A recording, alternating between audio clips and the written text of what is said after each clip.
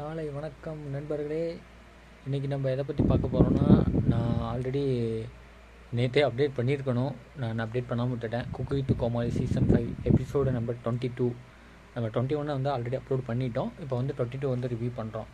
22 வந்து எப்படின்னா, advantage plus task first start பண்ணோம்.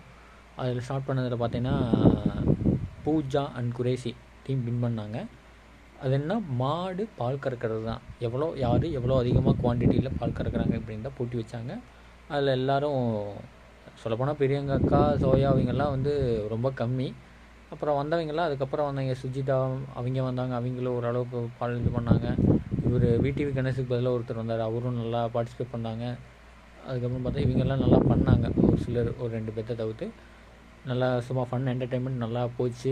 அதுவும் இல்லாமல் மிர்ச்சி சிவா சார் அவரும் என்ஜாய் பண்ணார், எப்படியெல்லாம் மாடெல்லாம் பால் கறக்குறாங்க அப்படிங்கிறதெல்லாம் பார்த்து என்ஜாய் பண்ணார். அப்புறம் அதை என்ஜாய் பண்ணி முடிச்சுட்டு அட்வான்டேஜ் வின் பண்ணது யாருன்னா பூஜா அண்ட் குரேசி. அவங்க வின் பண்ணோன்னையும் இவங்க சூதுகவும் பார்ட் 2 டீம் வந்து கிளம்பிட்டாங்க. அதுக்கடுத்து வந்து மெயின் டாஸ்க் ஆரம்பித்தாங்க. அதான் இந்த வீக் வந்து சொன்னது வந்து என்ன பார்த்தீங்கன்னா, டெய்லி சேலஞ்ச் டாஸ்க்கு தான். அதான் நம்ம இது பால் தயிர் மோர் இந்த மாதிரி ஐட்டத்தில் வச்சு என்ன பண்ணலாம், நமக்கு என்ன தெரிஞ்சதை பண்ணலாம், அது எப்படி அழகாக மக்களுக்கு கொடுக்கலாம் அப்படிங்கிறத ஃபன் என்டர்டெயின்மெண்ட் நல்லா சூப்பராகவே கொண்டு போனாங்க. ஓகேங்களா. அந்த டாஸ்க்கு கடைசியாக ஃபுட்டு நல்லா இது பண்ணதில்லை பார்த்ததில்ல. ஆனால் சனிக்கிழமை எபிசோடு வரைக்கும் பார்க்கும்போது பூஜாவும் குரேசி அந்த துண்டு போட்டு கடைசி சோகமாக இருந்தாங்க. அவங்க செலக்டே ஆகலை அந்த சனிக்கிழமை எபிசோட்லாம்.